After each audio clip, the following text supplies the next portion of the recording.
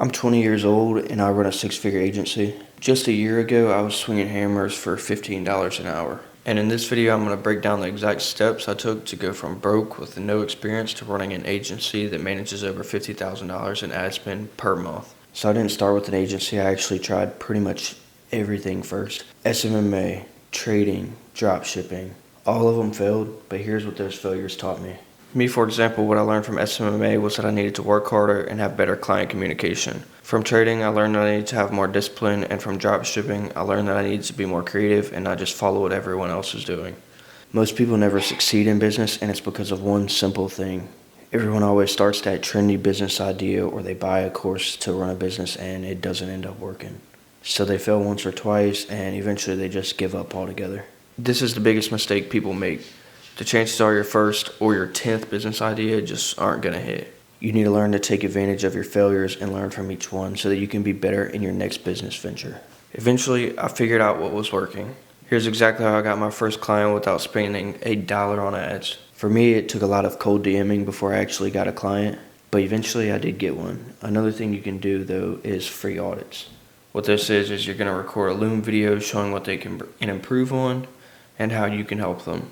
For me personally though, my DM strategy worked because I actually found that a lot of people weren't even opening my audits. For that first client, I actually was pretty damn lucky and was able to charge a $1,500 a month retainer, which is pretty damn good for a beginner.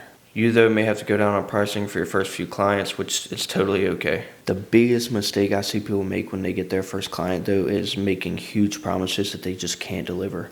You need to be realistic with what you can deliver and what you're going to be able to do for this business so that you don't make a bad name for yourself and your own business. Once I had one client, it was all about scaling from there. For me, whenever I wanted to scale, I had to build out some systems just like everyone else does. The things that helped me scale the most were an outreach team so I could just focus on clients, results, and making content. Client onboarding was also a very important system that I built. It saved me a whole lot of time, and I recommend you build that same system.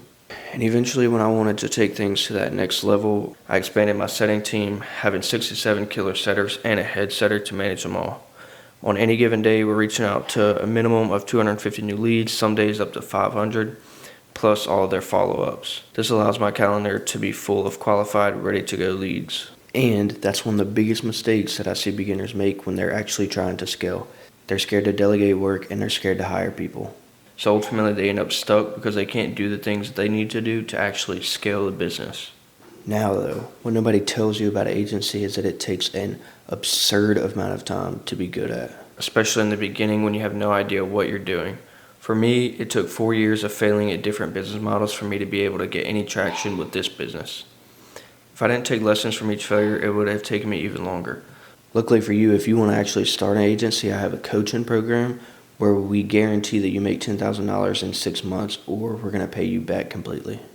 We're going to assist you in everything from offer creation to scaling your business. Now, to run a successful agency and scale, you end up spending every bit of free time possible. For me, that looks like working 10 hours a day at a job and then coming home and working until 2 a.m. every day and waking up at 5 to 6 a.m. just to do it all again. And now that I don't work a job no more and I'm just working on the agency, it's still 12 to 6 hour days every single day, even on the weekends. Most people end up quitting right before they're about to get their breakthrough. This is that hard part about business, when you know you're doing exactly what you need to be doing, however you aren't getting the results. And bro, you just, honestly, you have to keep pushing through those times because eventually all of your small movements every day are going to compound and you're going to get that break. And once you finally get that break, it's going to be beautiful because everything's just going to start clicking and your life is going to change before your eyes. The main thing for me though was having a huge mindset switch before I caught my break. I thought I was doing the right things, but I was just going through the motion, and that's a terrible trap.